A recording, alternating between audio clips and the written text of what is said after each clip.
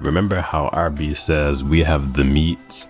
Here it looks like Dragon Ball has brought all the meat when it comes to character roster in a base Dragon Ball game. We haven't had a character roster this huge since probably the Tenkaichi games, and I guess Xenoverse, but Xenoverse you have to use DLC. So let's dive deep and see what this Dragon Ball game does for us in 2024. So first, let's dive deep into the story, where you can select a variation of different characters, even villains, in the story mode.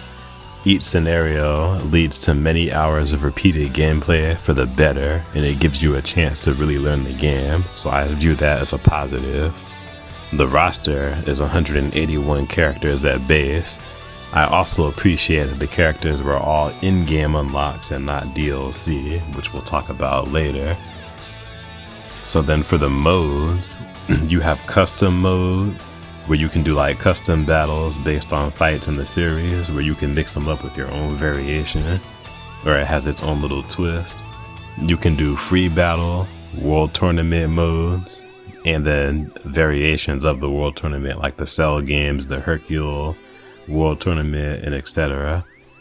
So the content, the main question is, will this content satisfy a Dragon Ball fan? And to answer your question, yours truly is based on Dragon Ball. This channel is based on Dragon Ball, and I'm inspired a lot by Dragon Ball, so I'm a huge Dragon Ball fan. So absolutely, if you're someone like me who loves Dragon Ball, then this will absolutely satisfy you as far as content. And then as far as the game, because I know the game was released early, I've already brought the game early and played the game 2 days before it was supposed to be released, which is now by this recording, and I'd say it's definitely worth it. It was a little pricey, and they did some things with the special editions that were kind of annoying, but overall I'd say it's definitely worth it, worth every penny. So then the stories, the thing I like about the stories and the custom battles is that it's basically like your what if, and if you know me, I've said it on streams and things like that, that if you're someone like me who knows the Dragon Ball story, you know that the story is pretty much the same story. You just do the fight and beat the character in that saga and then unlock that character, rinse and repeat. But here, you're still unlocking characters, but it's what if stuff. So certain things happen differently, like Super Saiyan Vegeta fighting Goku on Namek, or Goku going Super Saiyan versus Great Ape Vegeta. So things like that. Online. So let's talk about the online.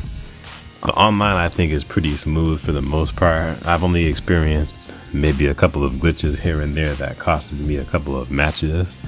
But the online I say is really smooth. I've fought with many of my friends and my cousin online, and it was really fun because we had like our own little ring and we set our different rules and we made like different team battles. We did DP battles and single battles. So definitely the online is fun, and I can see people playing that for a long time as well too.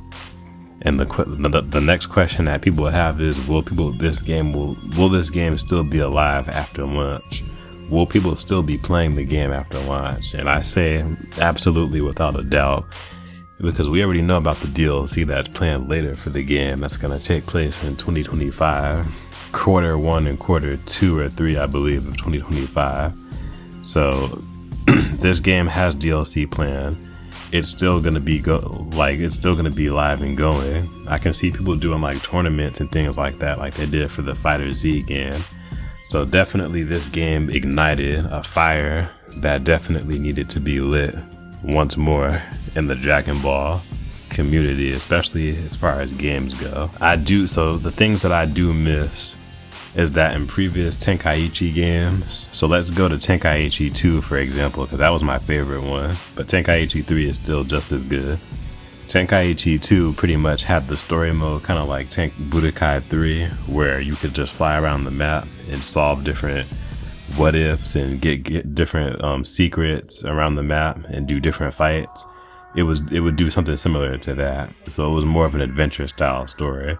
Whereas Sparking Zero is more of a linear, but you could also do like alternate things during your fights and do certain conditions to where you can branch the timeline off. So that's at least interesting. So to me, you win some, you lose some, I guess. But to me, it's still a win because I like branching off timelines. So, and then another thing, I feel like sometimes going back to the online, sometimes the hits feel off sometimes. Sometimes it could be online as well. It's not really too bad of an issue, but it's an annoyance. And then the AI sometimes being real hard, especially if you're doing the custom battles, like I mentioned earlier, the what if fights. If you're trying to meet certain conditions, the AI definitely feels like they're way too hard sometimes in reading your inputs. And listen, I'm not bad at these type of games. I play the game. I've been playing the Tenkaichi game since Tenkaichi 1, since 2006, or since the first Tenkaichi game came out. I think that was 2005. And I'm not bad at these type of games. The combat, it is something you have to get used to, especially because it's fast paced. But come on, the AI, they're definitely reading movements and getting perfect blocks, perfect counters, and it's definitely annoying. It definitely shows during the Frieza boss fight, the Jiren boss fight when you're playing as Goku in the story, and especially the infamously known Great Ape Vegeta fight. And then last but not least, I just want to talk about missing maps and then missing characters, which this is not really a big deal because I know a lot of Dragon Ball fans were basically essentially crying over this. I think that we'll potentially see some of these things return, if not better things will return. But these are some things that I've noticed that are not things that ruin the game for me, but these are just things that I've noticed. So missing maps. Hell, so you know that jelly bean looking stage from Fusion Reborn? It was in all the other Dragon Ball games, including Xenoverse. And I mentioned Xenoverse, even though a lot of fans don't like Xenoverse that much. Xenoverse has the most amount of maps and characters, despite most of that being DLC. So, that being said, some of these maps that you see on screen here were actually in Tenkaichi 3 or Raging Blast, either or.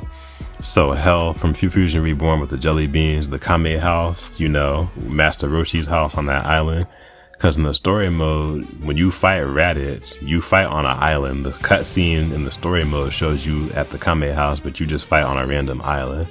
And then the Kame's lookout is missing. Again, that's in the game in a cutscene, but you don't actually fight there or go there in the game. The Red Ribbon Army base would be a cool map to see because that was in previous games.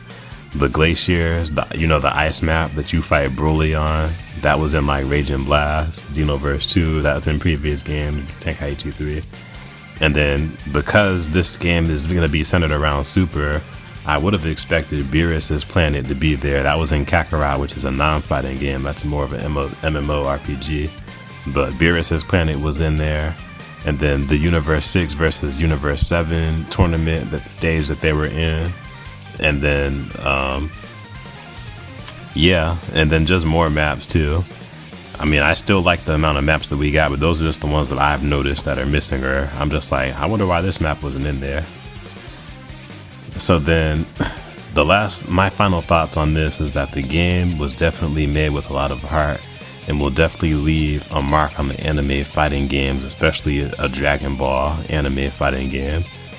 This is literally Tenkaichi Reborn with everything we had, plus the Dragon Ball Super content, further bringing that into the continuity. So this is the only Dragon Ball game to really go into Dragon Ball Super and have that in the main story and the main focus. Kakarot was in there, Kakarot had DLC. It wasn't like an actual story. There was cutscenes here and there, but it was just you doing little missions. Same thing with Xenoverse, but then we later got DLC with story cutscenes. I'm talking about like a Dragon Ball game that has everything else, all the other stories and arcs, but then focuses in on Super as well too. So I really appreciate that because that's what new Dragon Ball is pretty much. That's the new continuity. So I definitely appreciate that they basically included that in there nice and neatly. So then this is just going to be a bonus section. Who are some characters you would like to see return that were not included? So we got pretty much everybody. Of course, there were some fans complaining that there were some characters missing here and there, but I think that we pretty much got everybody that we needed. You know how like certain Dragon Ball games, they had every character, but then would include like side characters and henchmen and things like that. I noticed that in this game, there's some henchmen missing, like coolers, henchmen are missing and things like that. And the Android 13's henchmen are missing, but honestly, those characters really, are you really going to play as those characters? Probably not. But a character that I would have liked to see return, and this is just me personally, I would have liked to see Zingaya, you know, the girl that was on Bojack's team in Bojack Unbound. I know that she wasn't really a major character and she didn't really have cool moves like that. I just kind of like having more female characters to play as, because me and my cousin, I'm looking at this clip here where I'm playing as Pan and he's playing as Kefla. I'm like, wow, there's not a lot of cool female characters to play as. And Zingaya, she was in Tenkaichi 3 and was one of my favorite female characters to play as. So hopefully they bring her on in like a pack or something, maybe a female pack where it's her and then some other female characters that fans want, maybe Chi-Chi. And then another character, Pai Kuhan, or if you watch it in English, Paikon. He was also in Xenoverse 2, just saying.